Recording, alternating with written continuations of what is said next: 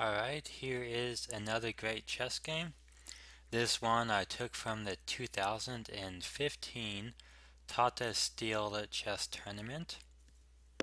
This is a top level tournament which features chess players from all across the world. And we had America's #2 player there this year. Uh, Vassily Ivanchuk is playing white, and Wesley So from America is playing black. So let's go ahead and take a quick look at this game. Knight f3, knight c6, and here we have the Closed Ruy Lopez anti-martial system. Knight f6, castles, bishop e7. These are all standard moves in this opening system. h3. Sometimes h3 is played a little bit later. The idea behind h3 is that in case black plays d7, d6, then bishop to g4 could put some pressure on white's position and ultimately decrease some of white's control over d4. That could be very good for black. So therefore h3 is played, bishop e7, d3, d5, opening up the center. Wesley is going to sacrifice the pawn for an attack. d5 is a common theme in the Closed Ruy Lopez. Also possible is simply to play d6. I have seen d6 more often than d5, but d5 is certainly good. Even though it does sacrifice a pawn, black is going to get excellent space for both of his bishops, and they will be aimed at the king side. So this will give black a lot of play, since white is a little bit behind in development. In this system, white typically lags a little bit behind in development, which is allowing Wesley to sacrifice a pawn early on, since he has greater piece placement, development, and space control. He takes d5, knight takes, and here we have knight b d2. Also possible is simply to take on e5 immediately. The game could go a little bit like this, maybe knight f6, just to get out of the way of this bishop. a4, queen d7, rook e1, bishop d6, bishop e3, queen f5. And we see that white is still a little bit behind in development, and black has mobilized his pieces to put some pressure on the king's side. This typically leads to some exciting chess games, and black will get enough compensation for that pawn. Not to mention, often black is able to get the bishop pair by trading his knight for one of white's bishops, and then black will be the only player with the bishop pair, which can also be useful. So let's go ahead and take a look at the actual game. Here we have knight b to d2, queen d7, knight takes e5, knight takes, rook takes, knight f4.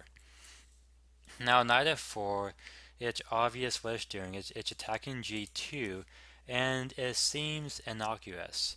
It seems pretty harmless that white could just play knight f3 and everything looks defended. Not to mention, this knight is now under attack, so shouldn't black just play this knight back, and then white will have a pretty good position. But this comes as a surprise. Knight takes g2. It has only been played a couple of times. It is a great move. It's highly unexpected. In fact, I was analyzing this with the computer, and the computer thinks that initially white's going to be up by a pawn. Give the computer about 2 more minutes, and it starts to say, oh wait, black is fine. The game is about equal. White has to be careful here though. a5, hard to see at first. a5 has this threat of a4 trapping the bishop, and also it allows rook a6, which is very good. Here we see rook takes e7. This might seem kind of silly at first, like why is white sacrificing this rook immediately. Ivanchuk, though, has seen far ahead, and if he plays c3 here, we can see rook a6, d4. These pawns are marching forward to try and block out this bishop. Then we see rook check, king moves over to h2, bishop d6. So here white would have to give back some material, and those are the best moves to be played. Notice if the king moves back here, then queen takes h3 would be checkmate. So that would not be a good idea. King h2 is best, and then the exchange would have to be given back. The game is equal, so there's not really anything white has to worry about. He just has to play accurately and be careful. In the actual game, though, we see rook takes e7, which is also fine. But here, Ivanchuk made a mistake. c3 and this position does not work out. The main reason for that, I'm going to go and show you here in a minute.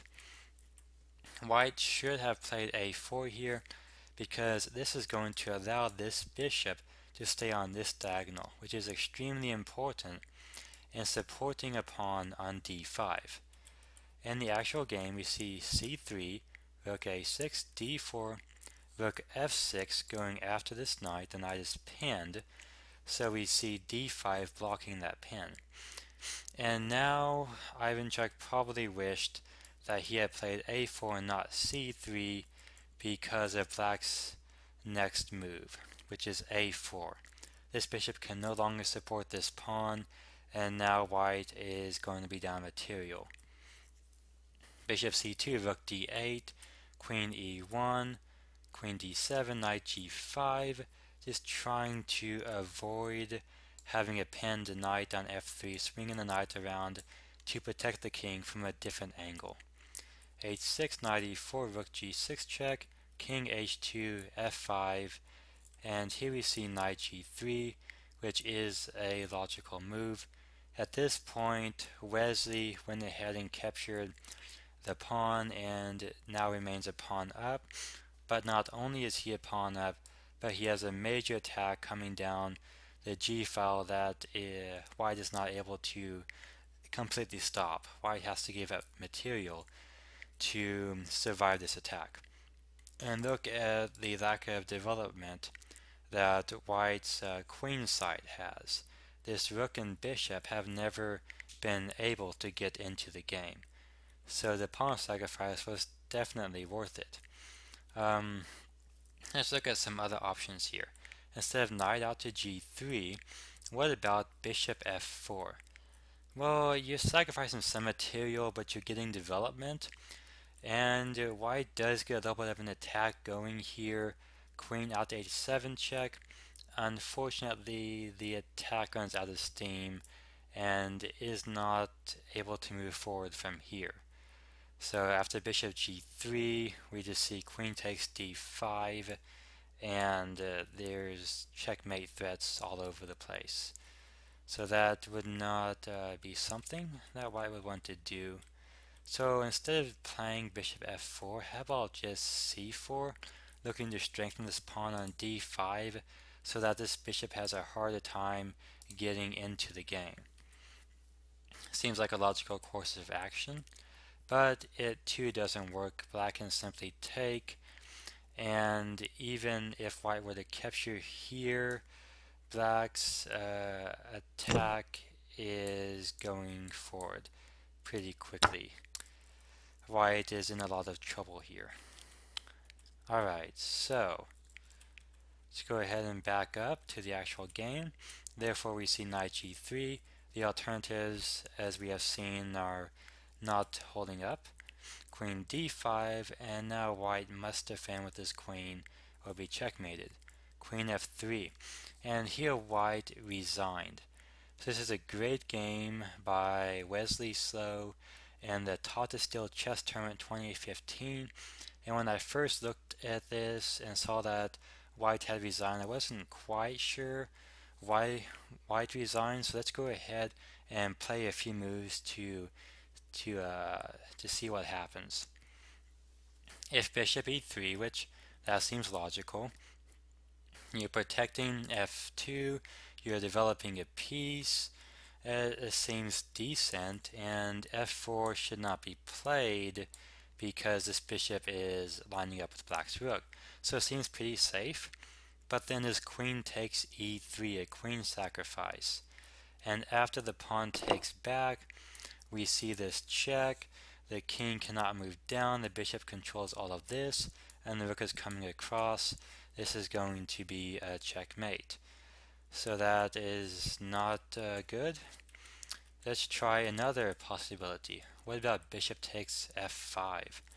Well, if we take here, rook takes g3, f takes, queen check, and again there is a checkmate here. Of course, if queen were to take, then there is a checkmate on the back rank over here. Alright, so instead of bishop takes f5, why not bishop f4? Just trying to get some development going. Then, well, queen takes f4. So there's really not a whole lot that white can do. If white tries a3 in this position, then simply rook takes is winning. How does white respond? Pawn takes, and then we see queen e2 checkmate and on the next move, and then again if queen takes, queen out to h1 is mate. So thank you for watching this video. It was a great game played by Wesley So and the 2015 Tata Steel Chess Tournament, and this is where Ivanchuk resigned.